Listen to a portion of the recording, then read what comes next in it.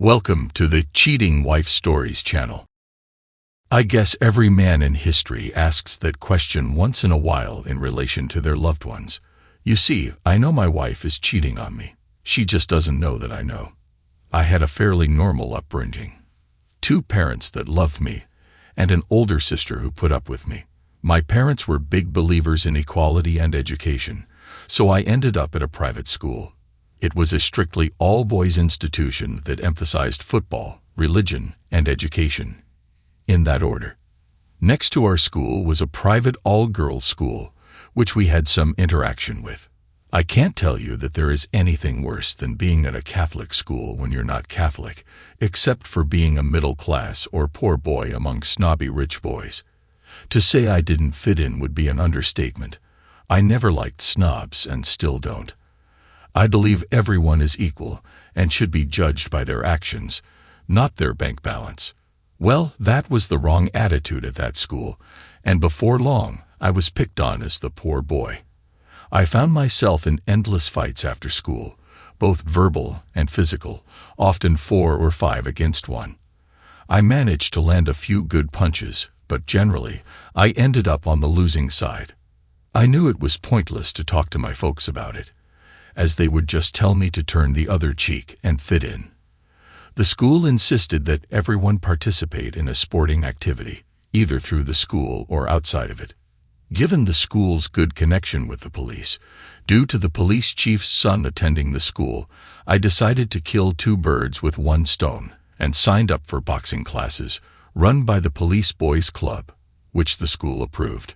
This decision changed my life for several reasons. Firstly, the rich boys all played football and didn't want to mix with the lower class, so I ended up with kids just like me from all around town. The second, and more important, reason is that I met my best friend, Greg Sands. He was a talented boxer and the son of a cop. He had just arrived in town and signed up for class just for fun. The instructor had no idea that Greg was a regional boxing champion, and since we were of similar size, he paired us up for a sparring session. The last thing I remember before the lights went out was a smile and a big red fist coming at me. I woke up to white light in a room at the back of the gym with a sore head, wondering what had happened. The instructor stopped by and said he had assessed my talent and that it was going to be a long road. The next minute, Greg Sands came by to apologize for knocking me out. He extended his hand, and we shook, becoming friends from that moment on. I took him around town, introduced him to my friends and family, and I met his folks as well. The surprise came the following week at school when, lo and behold, there was Greg in the hallway. I raced up to him with a grin, and he returned it. It turns out that, due to his dad being the deputy chief, he got a reduced-cost education at the school. We became thick as thieves, taking many of the same classes together and being inseparable. As my folks like to say, Sam, as I came to call him, was like the brother I never had. The bully problem sorted itself out as well. Sam was giving me extra training, and combined with the twice-weekly classes, I was becoming a pretty decent boxer. It all came to a head one afternoon when Peterson started talking trash about my family. Now I can take most things, but not when it comes to speaking that way about my loved ones. I went nuts, breaking D's nose and knocking some of his teeth out. The next moment, I saw all his friends coming up the rear. What they didn't see was Sam. To say it was an epic battle would be an understatement. Sam made short work of most of my foes, while I was busy watching him and giving Douglas a few well-timed kicks in his ribs. Sam was always kind and loving towards his family and friends, but he was outright fierce with his enemies. We made short work of a few more reinforcements and left, thinking nothing more of it. I mean, they had done this sort of thing to me many times, and I usually just let it go. I would then plot my revenge, often with 0 results. I guess it's never a good thing to make rich enemies. Douglas's father was a powerful man in industry, and he was furious. He first had myself and Sam suspended for the remainder of the year. There was only a month left of classes anyway. He then had us charged with assault. What the captain of industry didn't reckon on were witnesses from the girls' school who totally backed our version of events, that Doug started the whole thing. It also helped that Sam's dad was the deputy chief. Mr. Peterson later tried to make my folks pay for the reconstructive surgery, but the assault charges were overturned, though the suspension remained in force for the rest of the month. I had to work at my dad's hardware store to keep me out of trouble. The summer before school started again was a good one. Sam and I hung out, hit the gym pretty hard, and took up running together. He tried to get to know my older sister, but she was about to leave for college and wasn't interested in anything with a high school student. Life went on pretty much like that for the remainder of school. Douglas Peterson vowed revenge, but I knew it wouldn't be physical, as he had met his match, and no one wanted to mess with Sam. In our last year of school, things were going well. Sam became the heavyweight state champion, and I did okay, coming in the top 10 in my division. Sam seriously considered turning pro but didn't want to end up like his uncle, who became broken and bitter from boxing. We were both beginning to date girls from the neighboring school, and now that we had cars, we spent a lot of time cruising around with our dates. I experienced my first intimate relationship with Susan Bates. While it wasn't love, it was certainly memorable. In the background, Douglas Peterson was watching me. He had never forgiven me for his humiliation. I never understood him. He had everything: money, looks, and power, but he was never happy unless he was hurting someone. Deep down, he was a coward, and he knew it. His revenge came swiftly that final year. He was under the mistaken impression that I was in love with Susan. Behind my back, he wooed her, and she ended up dumping me. The next thing I knew, he announced at school that Susan was now his girlfriend. It was a match made in heaven, as the Bates and Petersons were the two richest families in town. He had the look of a cat that got the cream every time he saw me. Sam and I laughed about it, knowing I wouldn't be going on to higher education, as my family just couldn't afford it. So decisions had to be made, and as usual, Sam and I discussed it. We both decided that the Army was the way to go and enlisted. We ended up missing the prom due to basic training, but it didn't bother either of us. As soon as we got to basic, I knew I wasn't cut out to be in the Army for any longer than my signal time. Sam, on the other hand, was born to be in uniform. He loved it. Basic was fine. I just did what I was told, and as usual, I had Sam helping me up if I fell.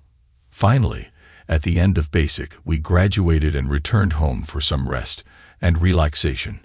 I had 2 weeks before I had to report for officer training. I was going to be an officer and a gentleman. Sam teased me relentlessly about it, but I knew I was smart enough to pursue my business degree. Sam was going into special forces. I never doubted it. When he committed to anything, he followed through.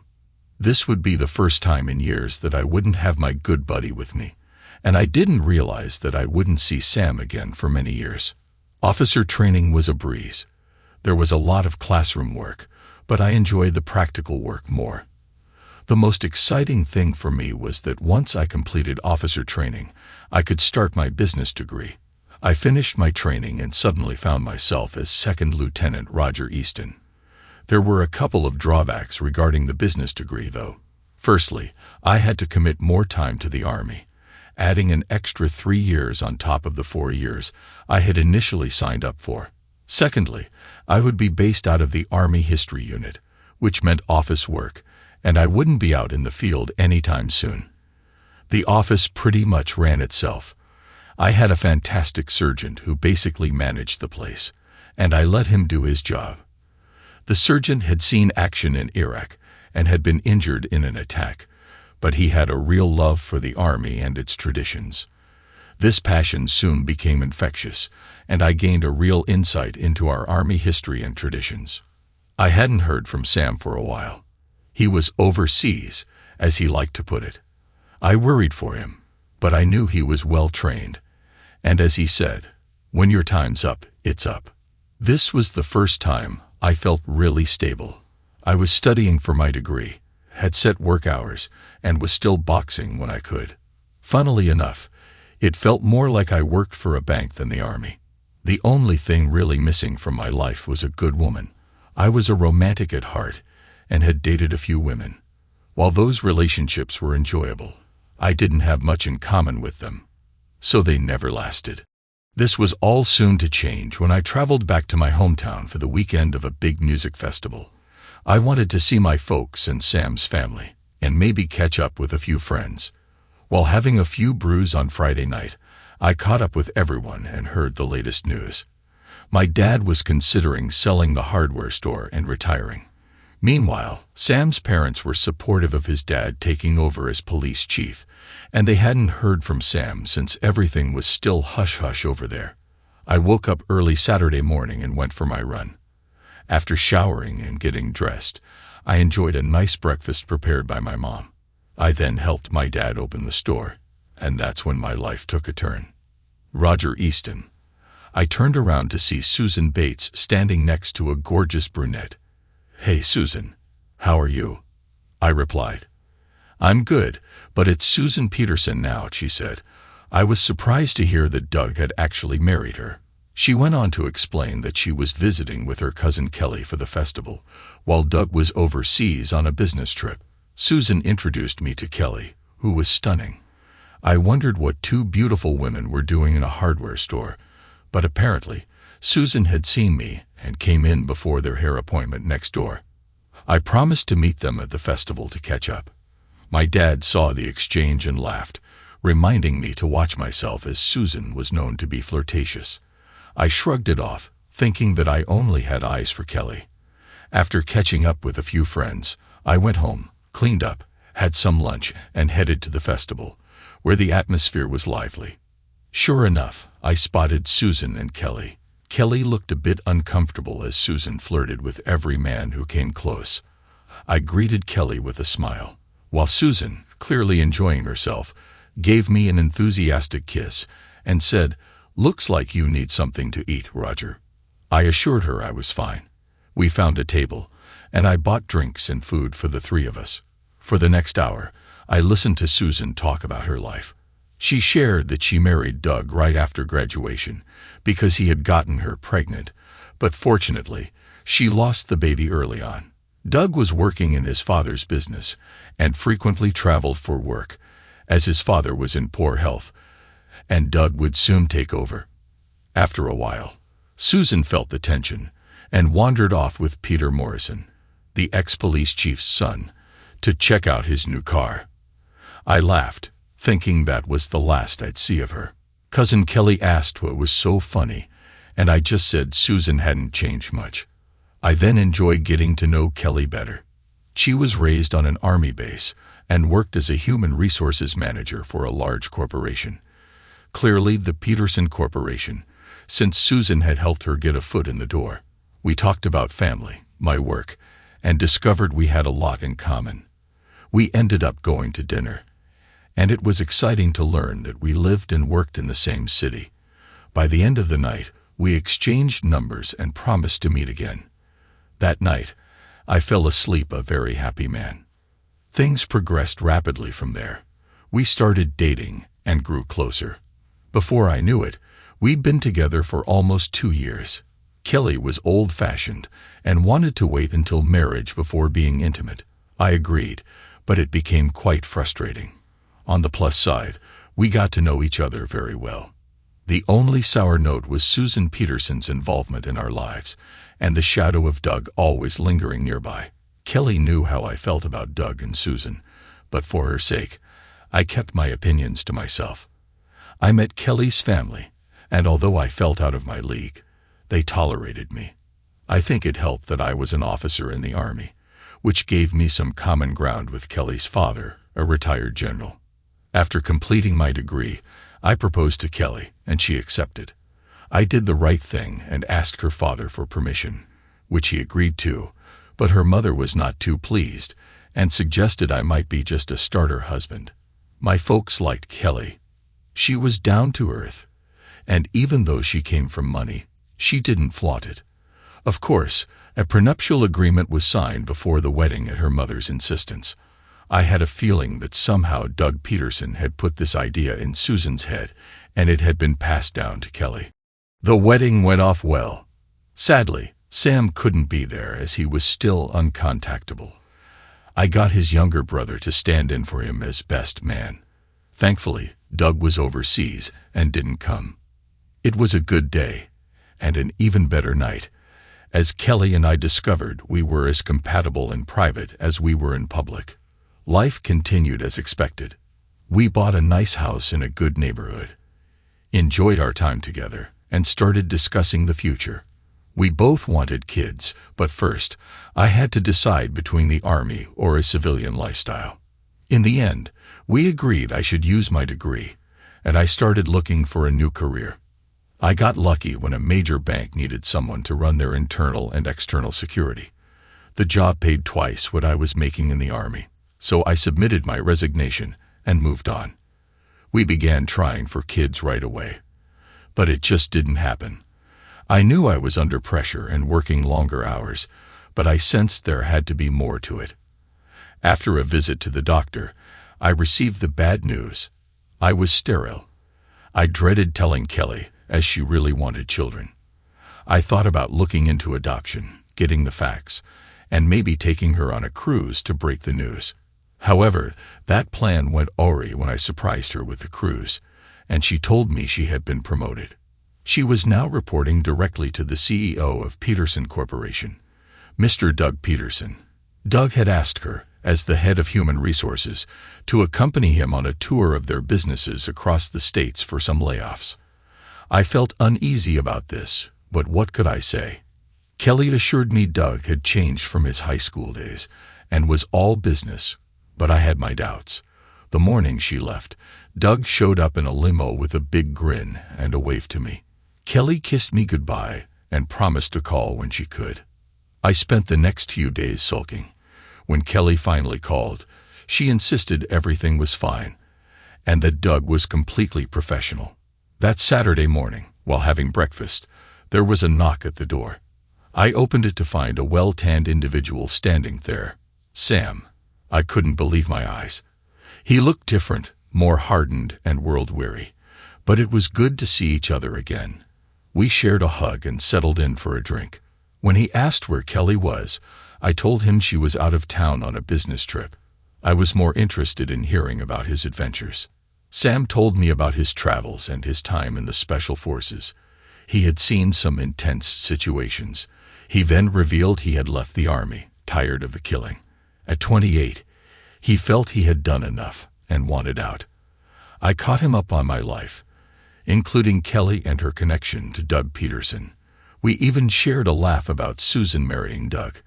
As the evening wore on, I showed him my wedding photos, and he suddenly had a strange look on his face.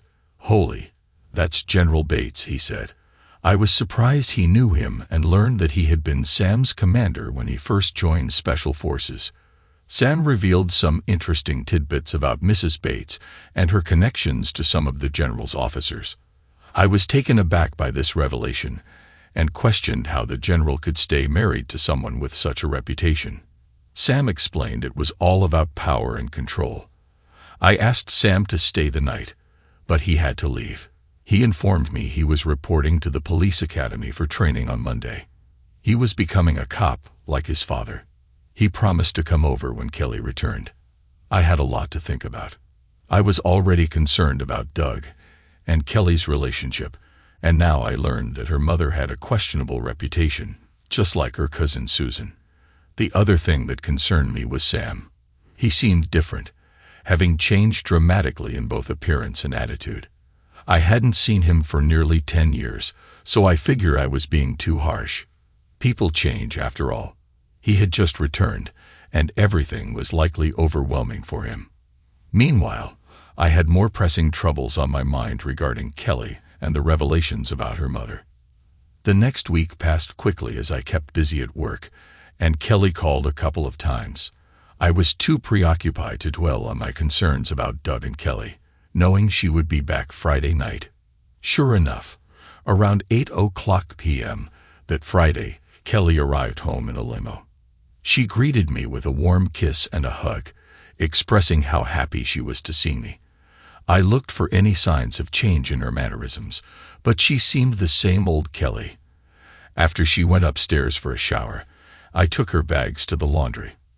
Unable to resist, I glanced through her bags, but found nothing out of the ordinary.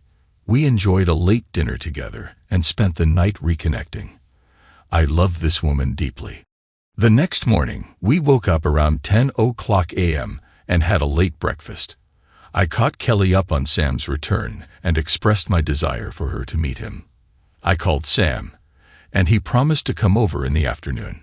Around 2 p.m., when he arrived, he brought flowers and a bottle of good wine. I was about to introduce him to Kelly when she exclaimed, "Oh my God, Greg, it's Sam." I was taken aback. It turned out they knew each other from the army base where her father had been in charge. For the next few hours, they caught up on their shared experiences, and I felt like a third wheel. I ended up cooking dinner and came back into the living room just as I overheard them discussing something in hushed tones. Sam suddenly stood up to leave, mentioning that Kelly and I needed to talk first, leaving me curious about what had just transpired. Once he was gone, I asked Kelly what was going on. She seemed a bit embarrassed and revealed that she and Sam had briefly dated while he was stationed there. They had broken up when he left for a tour of duty. I couldn't help but feel uneasy about this revelation, especially when Sam's expression changed after looking at our wedding photos. It became clear that he still had feelings for her. I asked Kelly if this would be a problem, and she reassured me that she loved me and only me. Still, I was frustrated that neither of them had mentioned their past. I called Sam, who echoed Kelly's sentiments, explaining that he didn't want to upset or worry me with past events. Life continued, with Kelly busier than ever in her new role, and our plans for children took a backseat. I didn't mention my concerns about being sterile. Sam graduated and started his career as a police officer, working in the drug squad.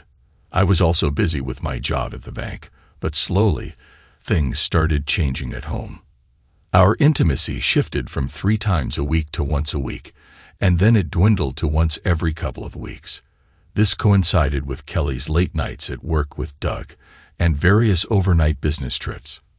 I sensed something was wrong. Determined to clear my head, I decided to take a week off to help my father, who had recently retired and sold his business. Kelly encouraged me, saying it would be a good opportunity since she had to work late with Doug and some other executives. I arrived at my parents' place on Monday around 10:00 a.m. After spending the day at the store, we went to the Irish pub for a few drinks. I tried to avoid discussing my worries until my dad surprised me with some unexpected advice. "Son, I think you should start protecting yourself ASAP," he said seriously. I asked him what he meant, and he looked me in the eye, revealing that there were rumors circulating around town. He explained that Doug Peterson was telling everyone that he was having an affair with Kelly. My anger boiled over. It was one thing to suspect infidelity, but to hear it directly was another. Everything began to add up, and I realized I had been naive. I couldn't shake my earlier question about how far an apple falls from the tree. I would make them all pay for making a fool of me. First things first, I was going to make an unannounced visit to Susan Peterson. The Bates estate was the biggest place in town, a mansion everyone called the White House because of its size. As I headed back to the city, I heard that Susan was actually at her parents' place. I knew her parents fairly well from when I dated their daughter in high school. They were decent people, but I knew they never considered me good enough for Susan. She often told me that her parents just wanted her to date me to get it out of her system. When I got to the main house, I found Susan sitting on the porch. "I heard a rumor you were in town. Trouble in paradise," I said. "I could say the same to you," she replied. "No, I'm just here to help my dad close up his business." Susan didn't look great. She seemed pale and nervous. She offered me a drink, and a nice cold beer sounded perfect. "So, what brings you here?" she asked. I got straight to the point. "Is Doug seeing my wife?" "Jesus, you don't mess around, Roger." "Yeah, well, it's all around town," I said. Susan started crying and explained that she had left Doug and was now living back at her parents' house. Their divorce was only a matter of time. She told me they had been forced into marriage and resented each other. Doug had started seeing other women right away and didn't bother to hide it. In fact, she told me he had a nice apartment near his office where he brought his conquests. Being Susan, she retaliated by having affairs of her own. Doug had been pushing for a divorce for the last 2 years, but Susan held off on her mom's advice. Everything came to a head last week when Doug admitted he was sleeping with Kelly and said it wouldn't be long before Kelly moved in on his side of the bed. Enough was enough, and Susan packed up and left. As we talked more, she shed a few tears for Doug's role in my marriage problems, but I was beyond caring about sympathy from a Peterson or a Bates. Susan vowed to make Doug pay, but I wanted to ensure my revenge on my terms.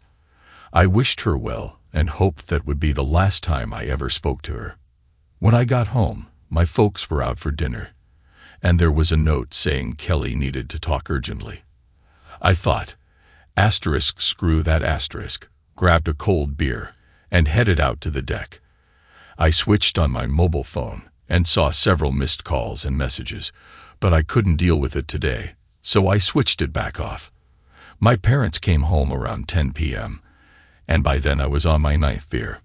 The phone had been ringing nonstop all night, so I ended up taking it off the hook. Dad joined me for a beer, and I staggered off to bed. The next morning, I woke up with a headache and the smell of bacon and eggs cooking. God bless all the mothers of the world.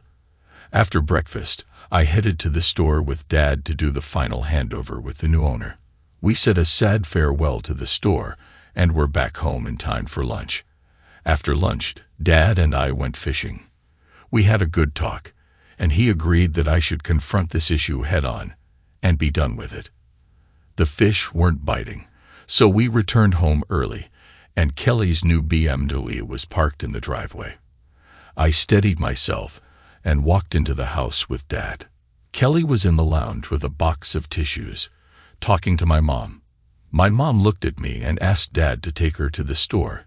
Then they would visit their friends, the Browns, for dinner. Once they left, I asked Kelly if she wanted a drink. She said no, so I got a beer from the fridge.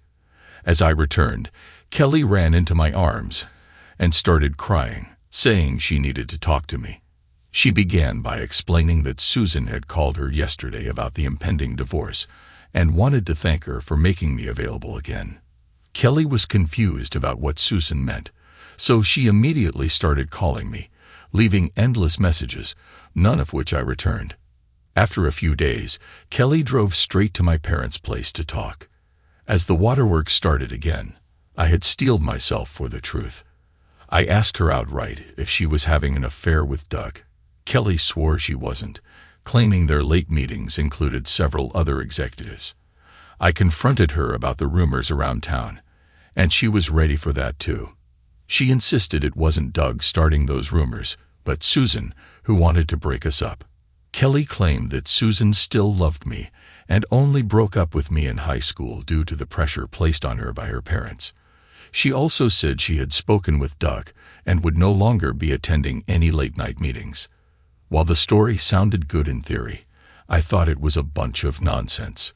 Firstly, I'm no expert on women, but I knew Susan did not love me. I was just a fleeting interest during high school. Susan loved money and power, and I offered neither. Secondly, I knew Doug Peterson, and he hated me. He would do anything to spite me.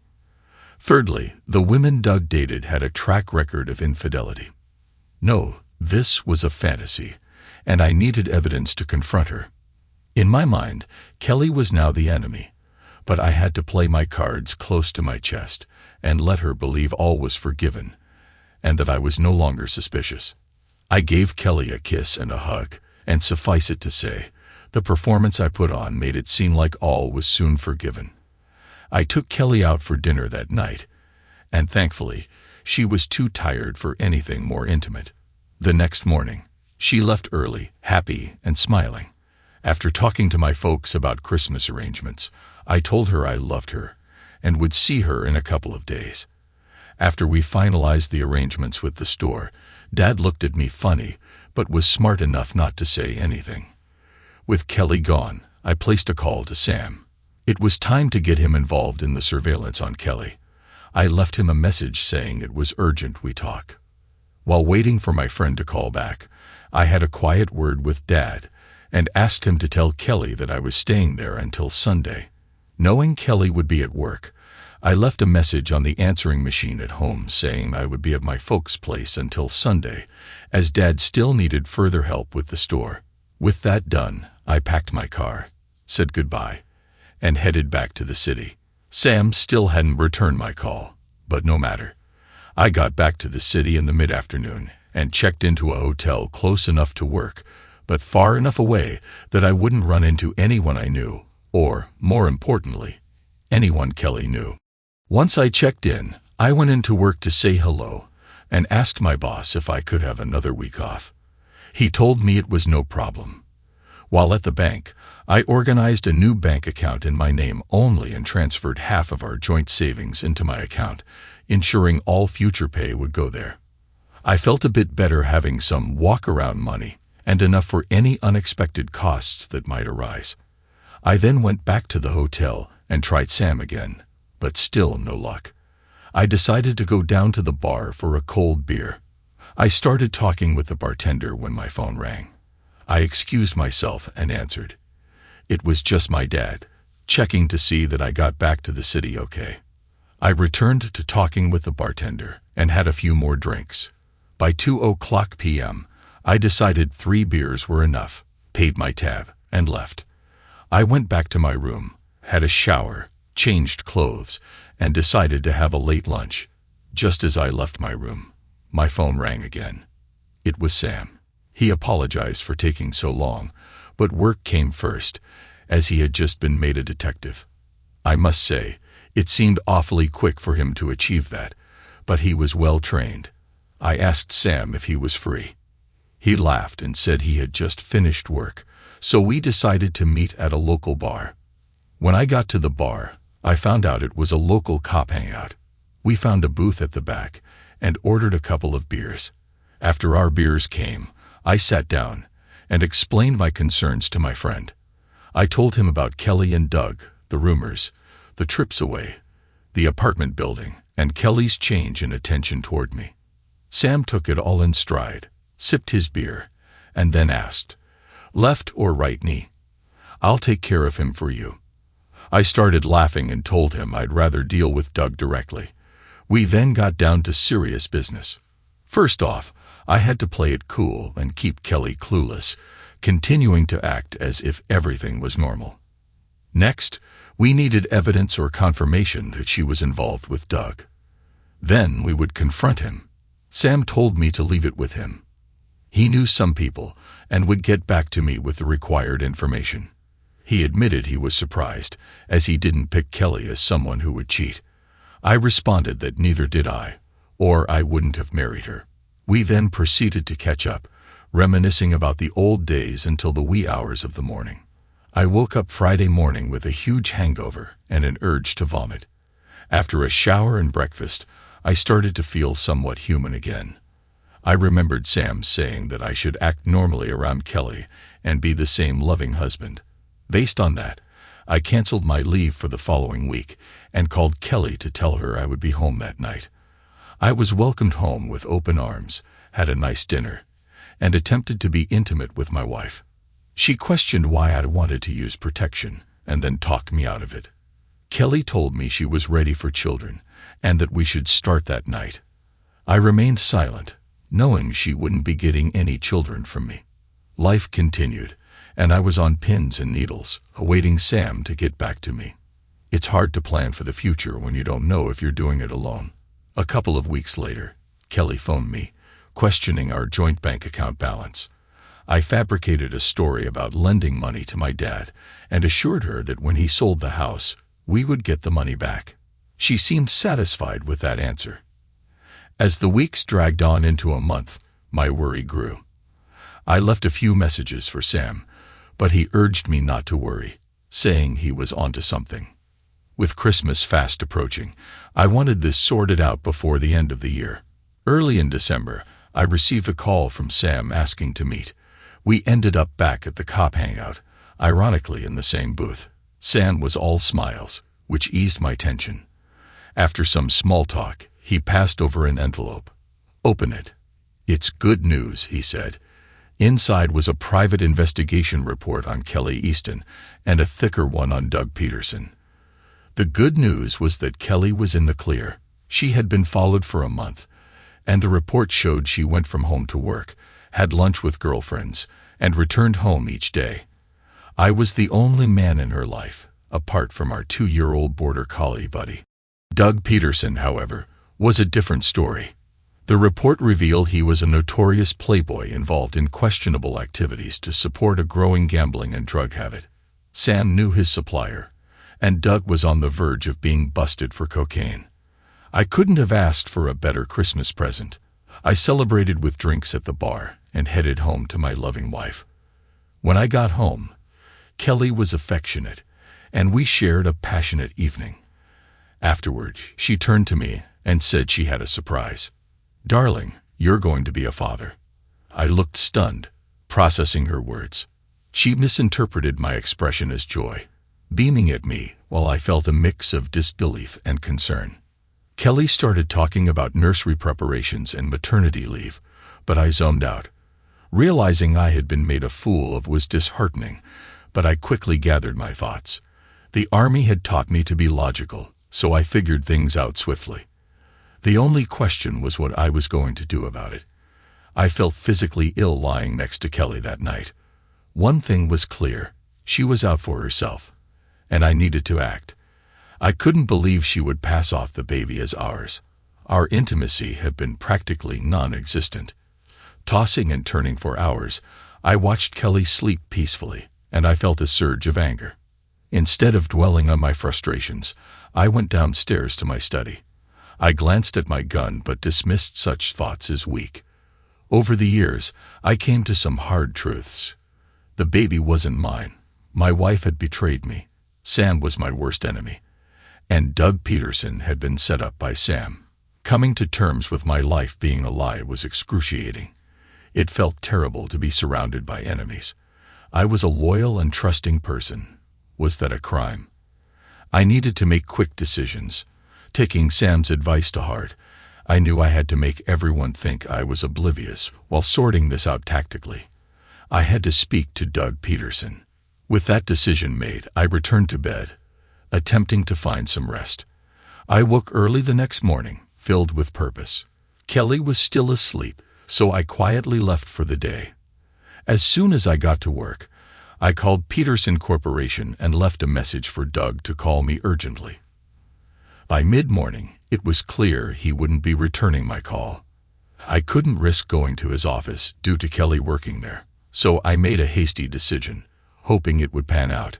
I told my colleagues I would be out of the office for the rest of the day and instructed them to contact me only in matters of life or death. I went next door to Hertz, rented a large SUV, and waited outside Doug's office, sipping coffee in the rental. I saw Doug Peterson emerge from his office and hop into his new BMW Z4 Roadster. Discreetly, I followed him until he stopped outside an apartment building. Before he could enter, I pulled up, jumped out, and confronted him. In hindsight, my actions might have seemed extreme, but at the time, I thought it was a clever move. As we left the apartment building behind, I noticed Doug was visibly shaken. He looked as pale as a ghost, probably fearing I intended to harm him. "Roger, please don't kill me. I swear I didn't touch Kelly," Doug pleaded, his voice trembling. "Jesus, get a hold of yourself, man," I replied. "I left you a message, and you didn't get back to me. So you kidnapped me. I don't want to die." His reaction was so dramatic it reminded me of a child who had just dropped their ice cream. Given our mutual disdain, I understood his fear. I knew I had to get to a safe place for a serious conversation, so I drove out of the city toward a lake where we could talk privately. However, as soon as I turned down the road, his panic returned. I could hardly believe this guy was a CEO of a large corporation. After calming him down, I brought him to a picnic bench to discuss a report that Sam had compiled. "Read this, and then we'll talk for the next 15 minutes, I instructed. As Doug read through the report, he made comments like, "This is no way accurate." I responded, "What do you think, Doug?" "It's complete nonsense. This has Susan's fingerprints all over it," he said. I wanted him to realize he was entangled with an enemy who was closing in on him. "It wasn't Susan who gave me the report. It was Greg Sands," I revealed. Doug turned even paler, now convinced I was out to get him. I surprised Doug by telling him I didn't believe the report, except for the fact that he most likely cheated on his wife. I stunned him further when I suggested we help each other. Lies were clearly part of the agenda. Despite being a weak figurehead in his father's company, Doug had a reputation as a playboy, primarily involved with escorts. His father still called the shots, pulling the strings behind the scenes. I delivered the shocking news. He had to leave town immediately or risk spending the rest of his life in prison. I explained that Sam was planning to plant drugs, leading to a very public arrest. "Why are you helping me? And why is Greg Sands trying to destroy me?" he asked. The first part was easy. I needed his father's connections to dig up a full background on Sam, including his current activities. Doug made the call to arrange an urgent flight out of the country, and then contacted his father to explain the situation. He surprised me by handing the phone to me. Mr. Peterson Sr. begrudgingly assured me I would receive a full report on Greg Sands within a few days. The second question was trickier, and I shrugged, saying I couldn't provide insight into why Sam was targeting him. I secretly believed it was Sam's twisted way of retaliating against me for my own marital issues. I sat with Doug for an hour while we waited for his father's people to collect him. He was eager to leave the country as quickly as possible. Soon, a large black SUV arrived to take Doug away. I knew Sam would be furious about not being able to find Doug quickly, but hopefully this would give me time to understand what was happening. I drove back to the city and returned the rental, knowing I had to play it cool and await the report that would hopefully provide insight and leverage against Sam. In the meantime, I needed to escape the tension. I couldn't stand to be around Sam or Kelly. Back at work, I spoke with my boss, who had been urging me to visit the regional office for training. Before long, I had a ticket for a flight and was off on my whirlwind 2-week adventure at the regional office. Kelly was upset about my sudden absence until I reminded her that I needed to keep my boss happy, especially with the baby on the way, which silenced her. The 2 weeks passed quickly, and I made several attempts to reach Peterson Sr. regarding the report, but to no avail. Imagine my surprise on the last day of my tour when a courier delivered a thick package to me. Peterson Sr. had tracked me down with ease.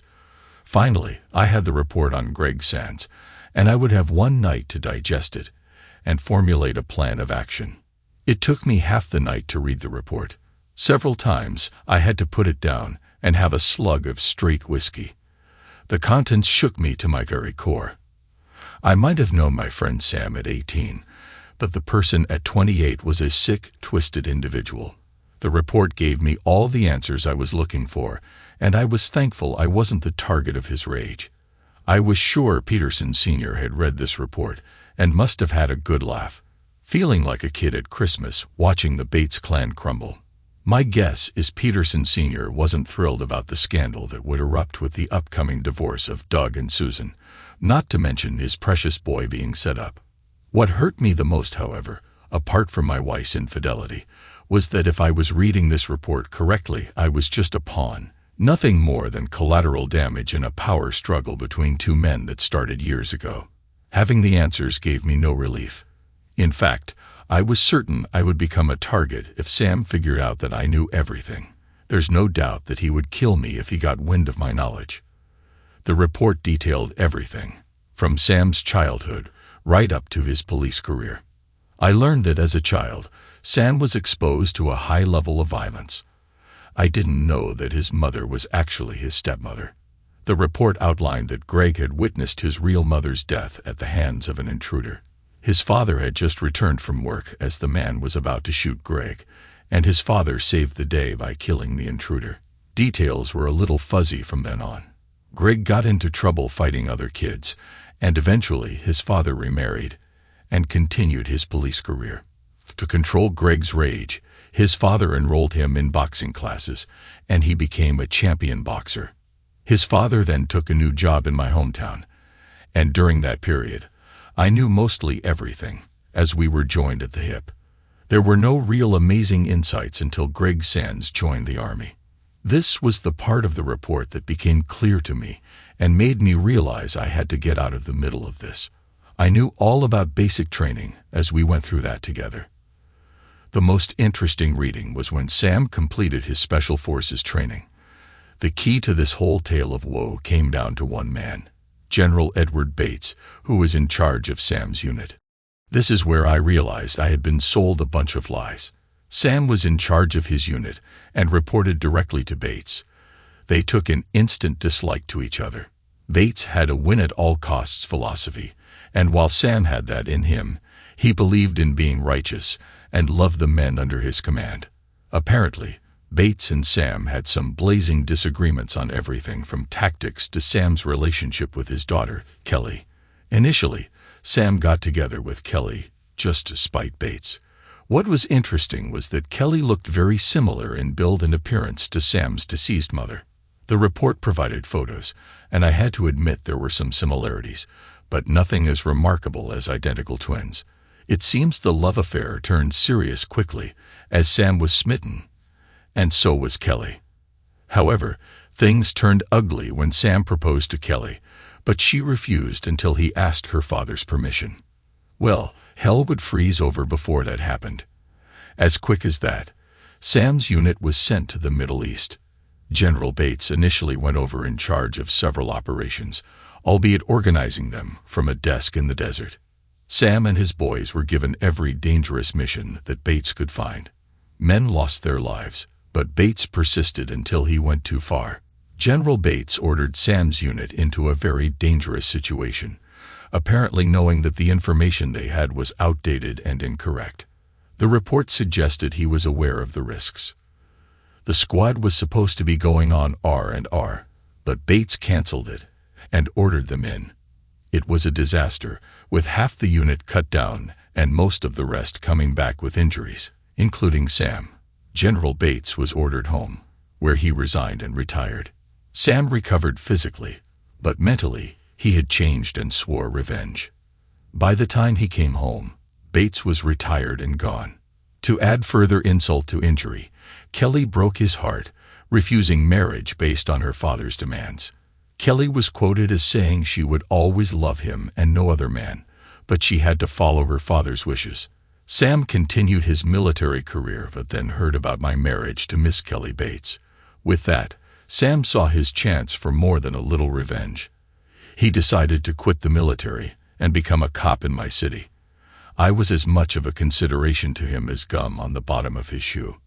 He knew he could woo Kelly, hopefully get her pregnant, and destroy her reputation. I was simply a stepping stone.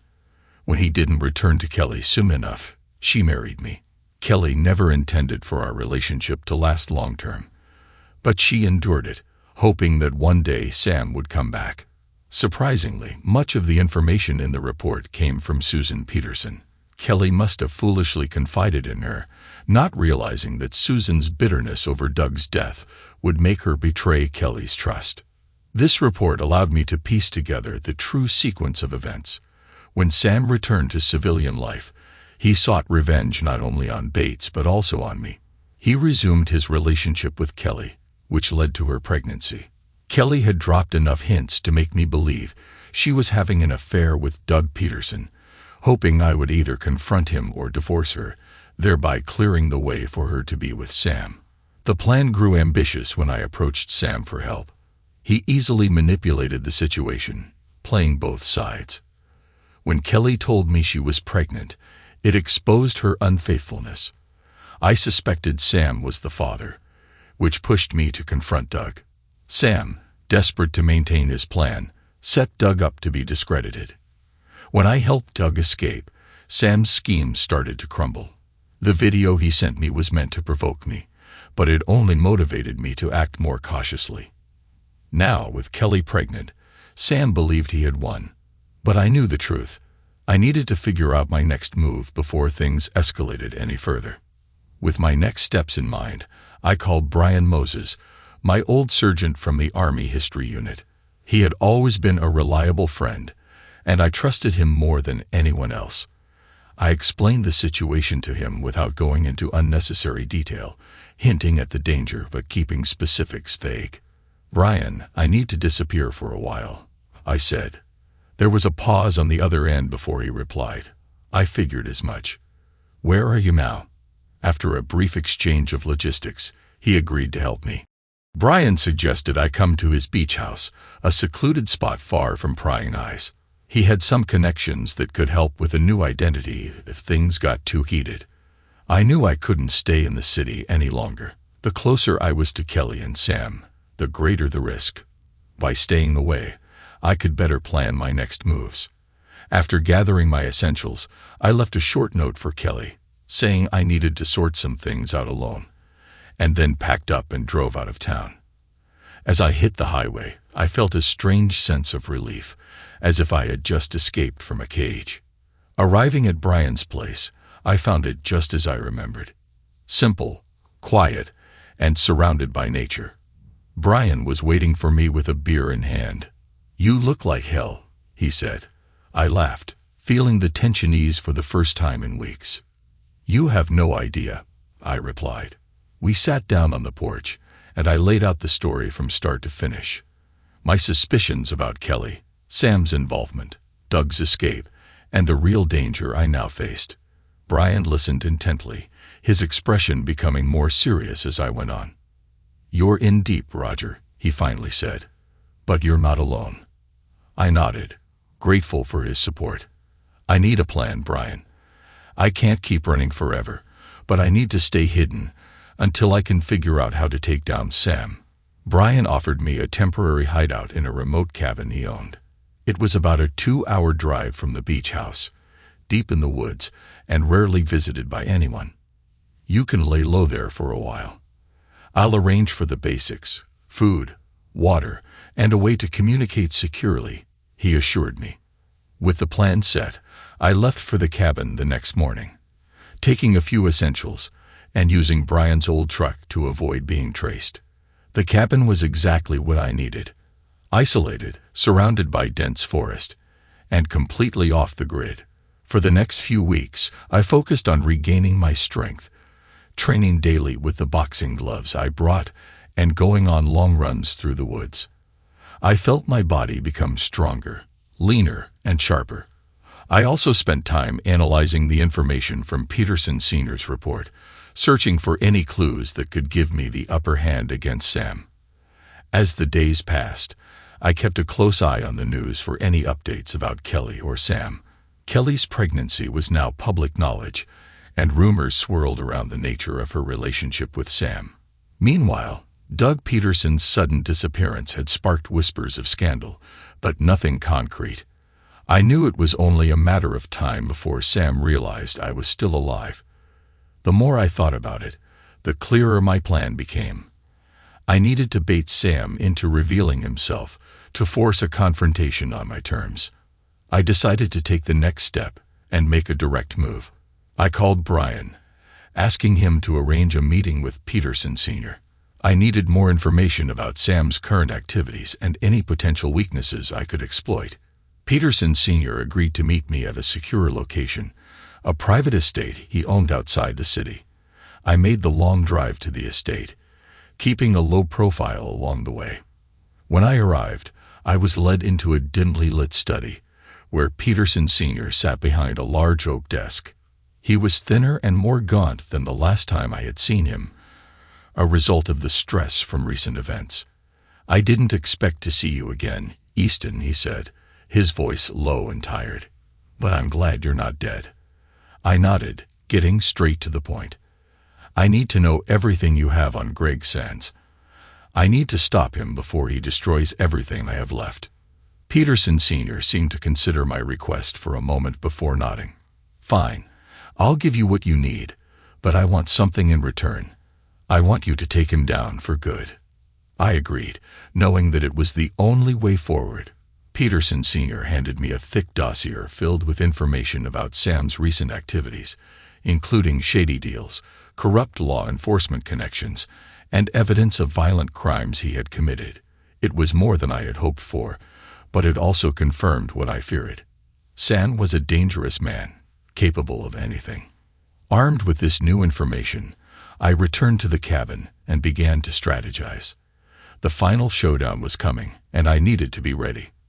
For the next few days, I meticulously planned my approach, mapping out potential scenarios and rehearsing different tactics. I knew Sam well enough to anticipate his moves, but I couldn't afford to underestimate him. When the time was right, I placed a call to Sam, using a burner phone Brian had given me. "Roger," he answered, sounding both surprised and curious. "Long time, no see." I kept my voice steady. "I know you're looking for me, Greg.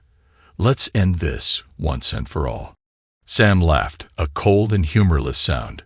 "So, you've finally grown a spine. Where do you want to meet?"